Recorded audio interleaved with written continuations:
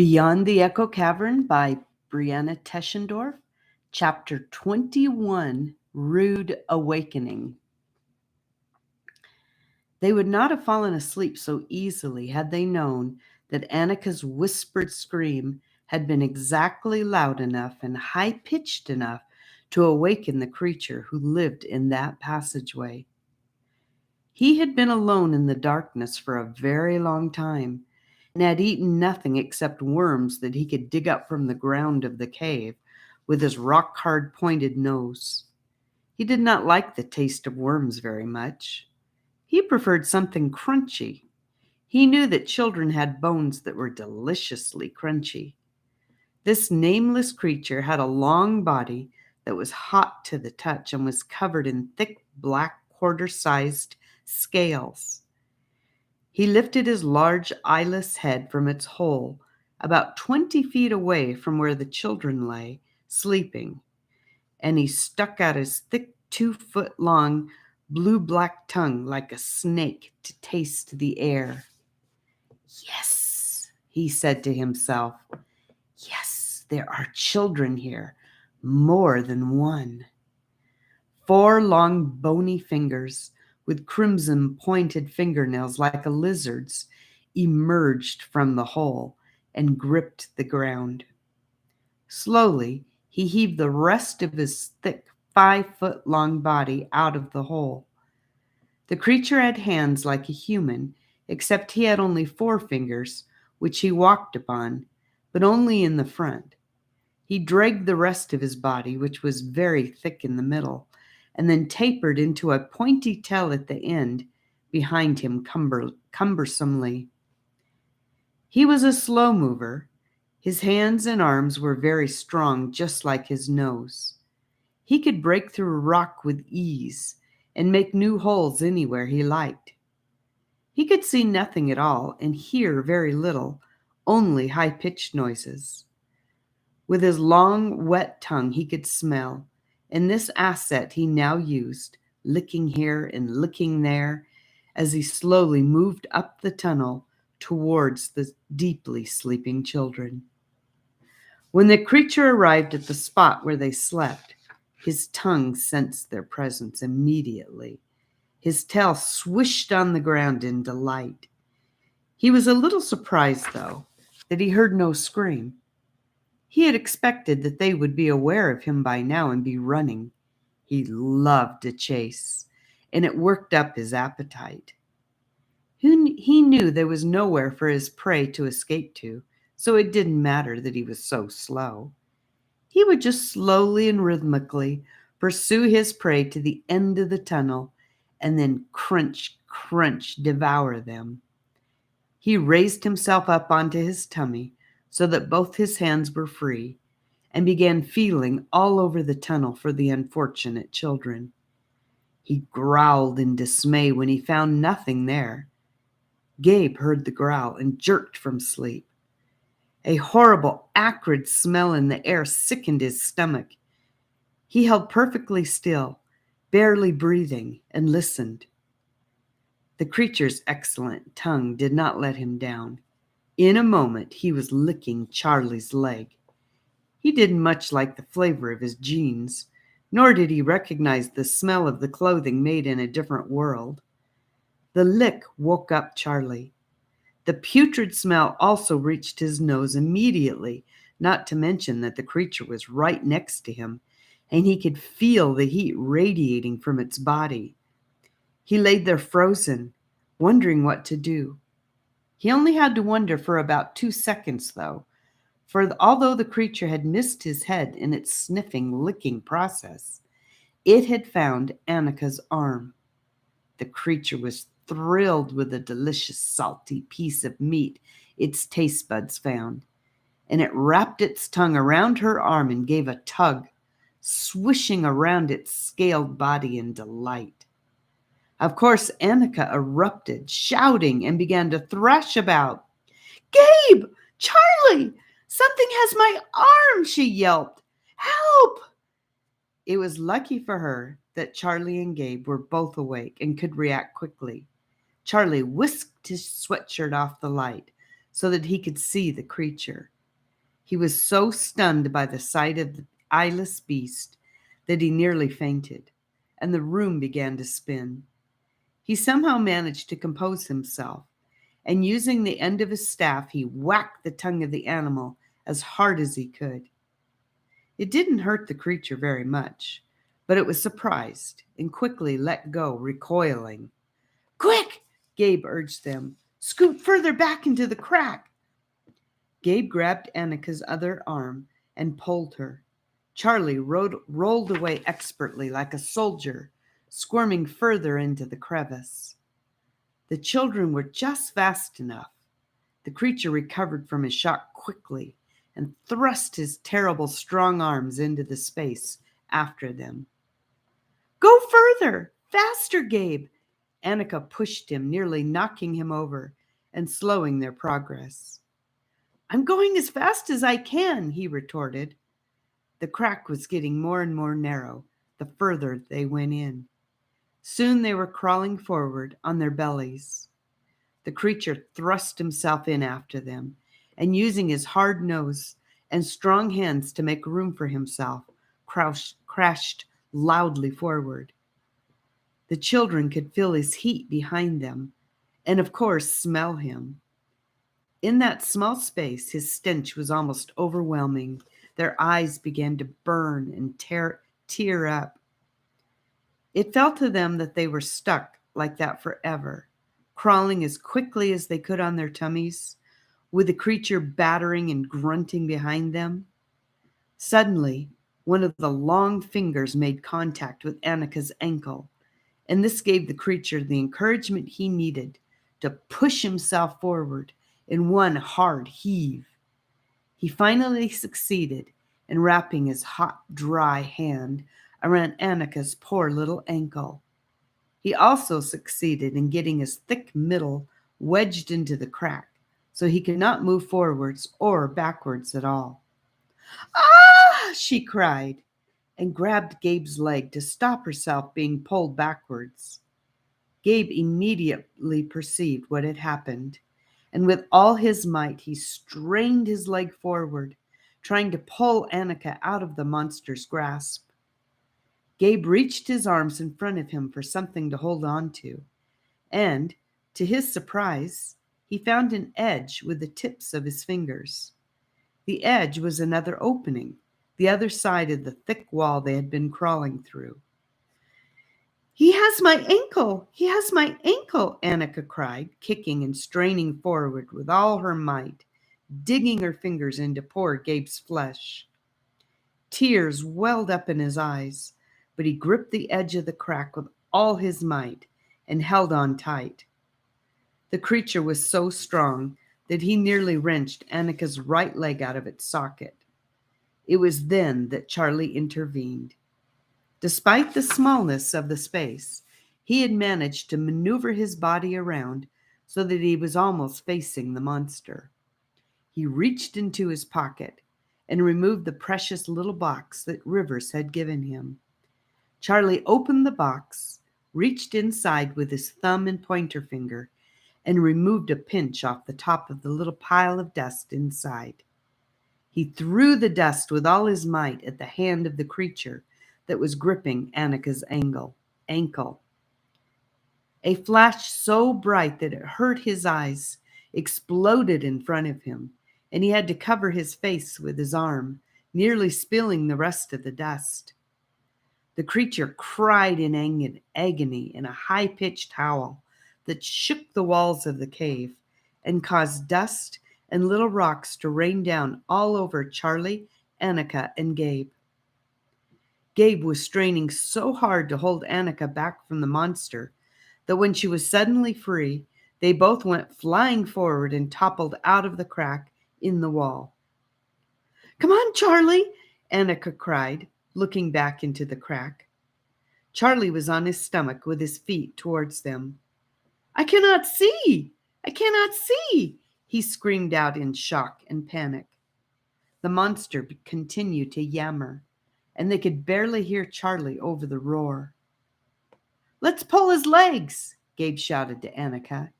and they both reached in and grabbed him by the ankles and pulled him out.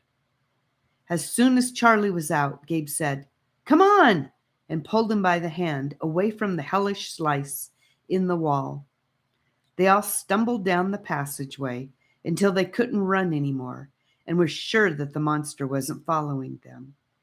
They fell onto the ground, panting. "Gabe, Annika, I cannot see anything. Not a thing.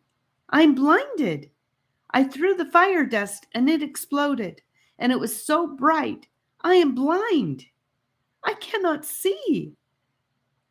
"My ankle burns," said Annika with tears welling up in her eyes. "It burns where that thing was holding it." "I want to go home," said Gabe. "I want to go back to Rivers and the others.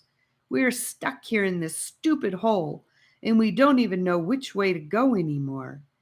He also started to cry.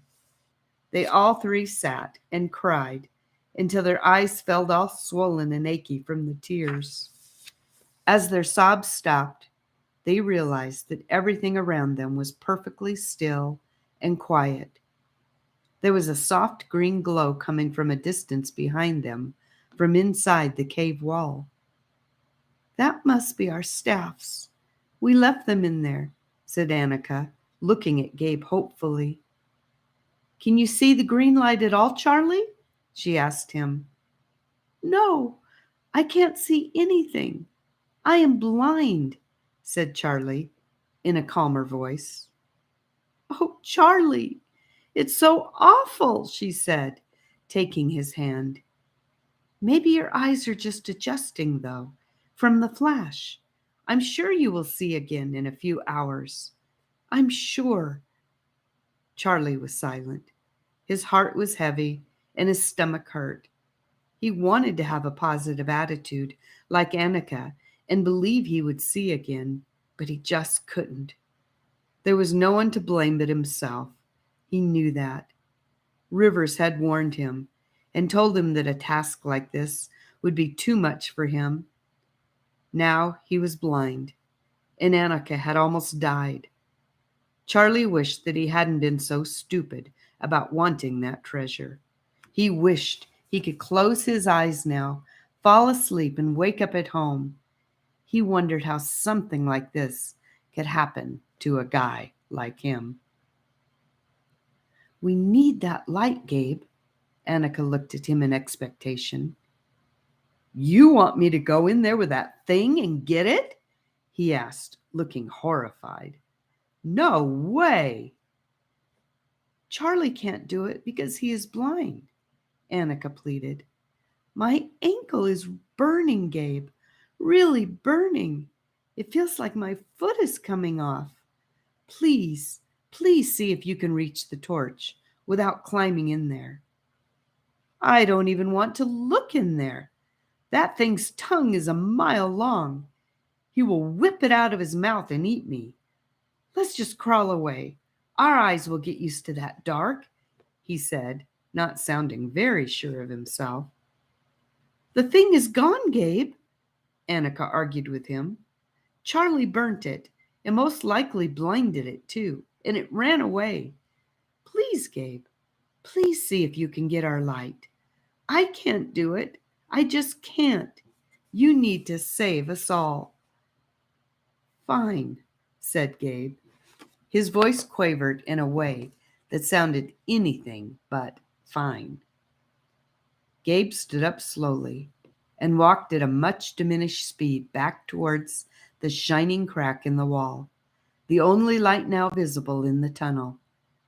He went so slowly that Annika could barely breathe with anticipation, and she wanted to yell at him, "Move it, Gabe!" But of course she held her peace.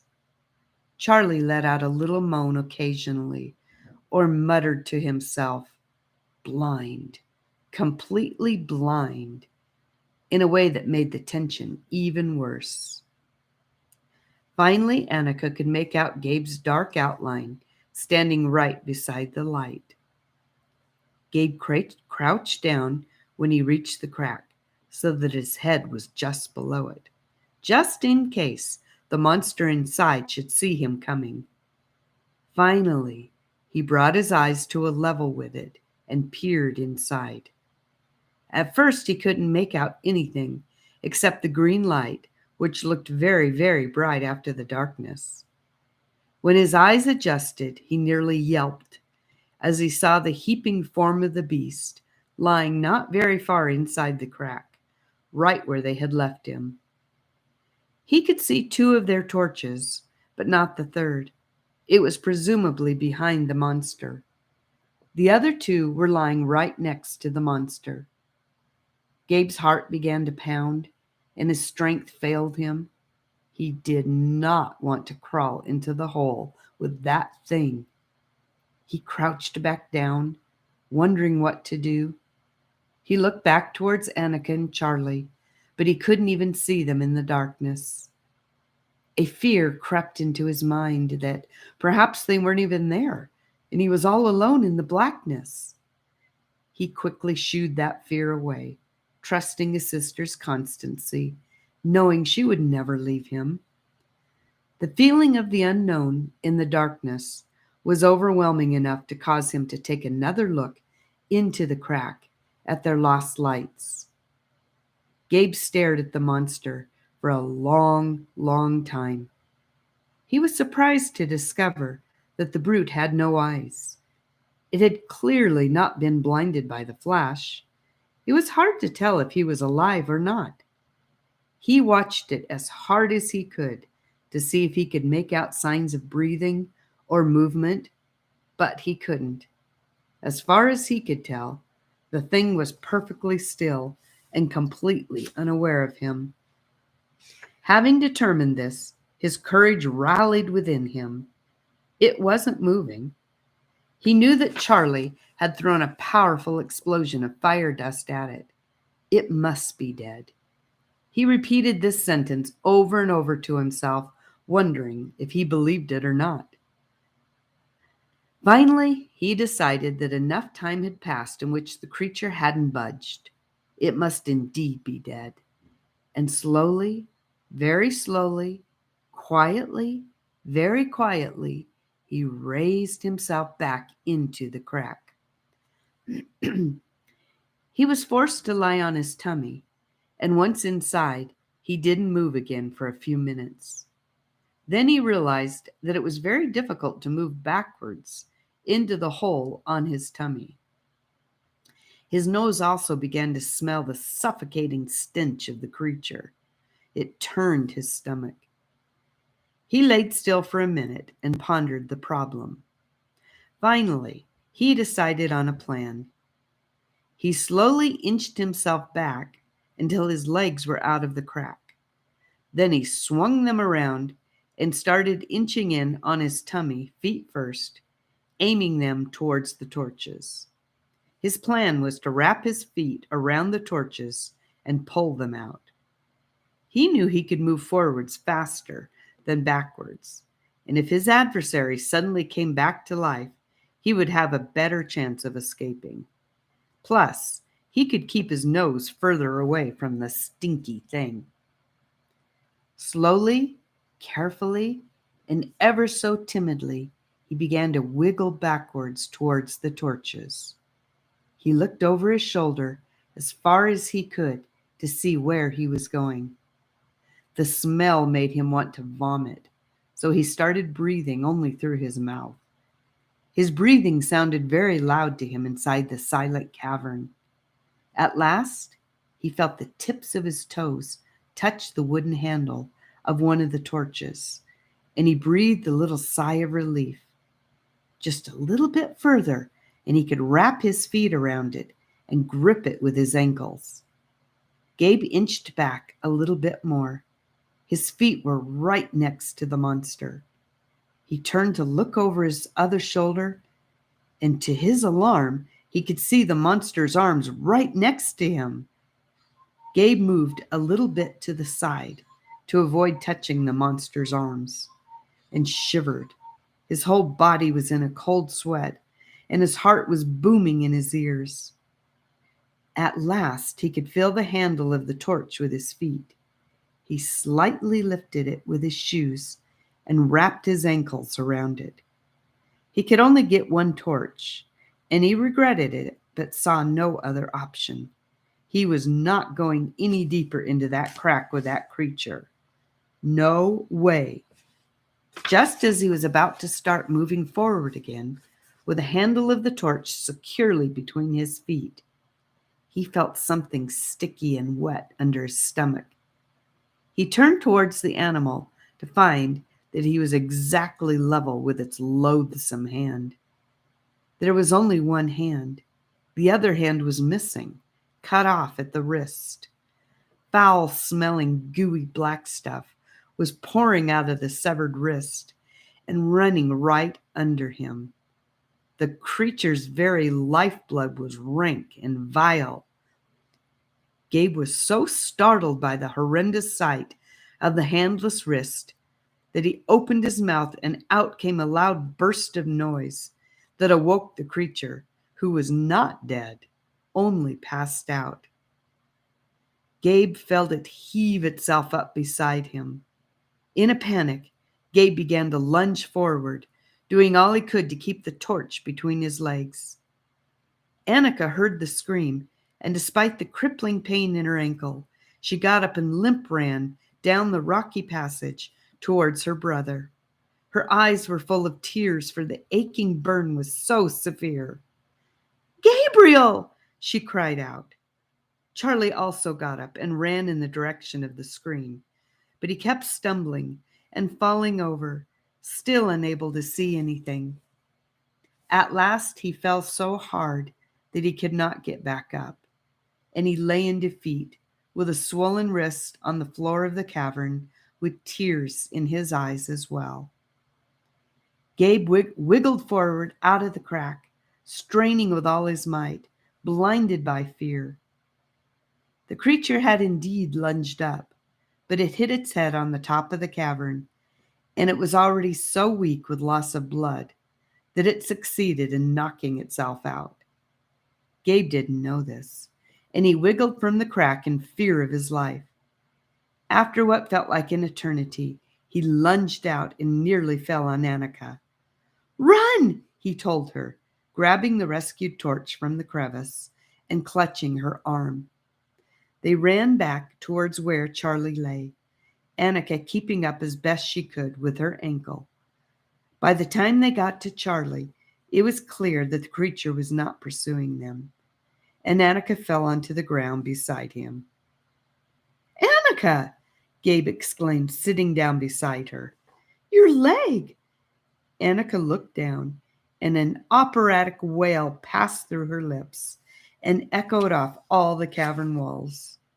It was a wonder that the creature did not reawaken. There, gripping her ankle in a vice-like grip, was the severed hand of the brute, still hot and burning. "Get it off! Get it off!" she screamed insistently, not wanting to touch it herself, as if it were a spider that might bite her.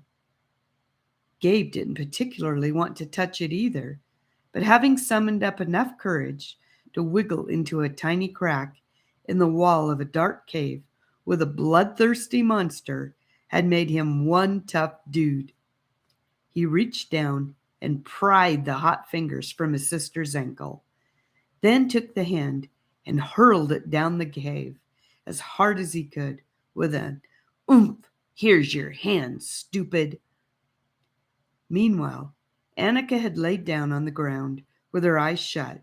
Without opening them, she sighed. "Thank you, Gabe. That feels much better already." "You're welcome," he said in a voice that was a little choked. Gabe knew that he had been heroic, and pride filled up his chest. He looked with pleasure at the torch still in his hand. Then he looked at Charlie and Annika, collapsed on the floor at his feet. He sat down heavily between them, lying the torch beside himself. "From now on, I get to carry this torch," he said. "The torch bearer," said Annika, now opening her eyes to look at him. "My ankle feels much better, Gabe." She smiled. I still can't see, whimpered Charlie. I'm sorry, Charlie. Let's rest here for a while, said Gabe, not sensing that there was any immediate danger. They had been so noisy, he was sure that if there were enemies in the cave, they would be there menacing already. The children's rest turned into a long, deep sleep. How long, they couldn't be sure in the darkness, but it was long enough for them to feel refreshed, but very hungry when they woke up. And that's the end of chapter 21. And God bless you, and thanks for listening.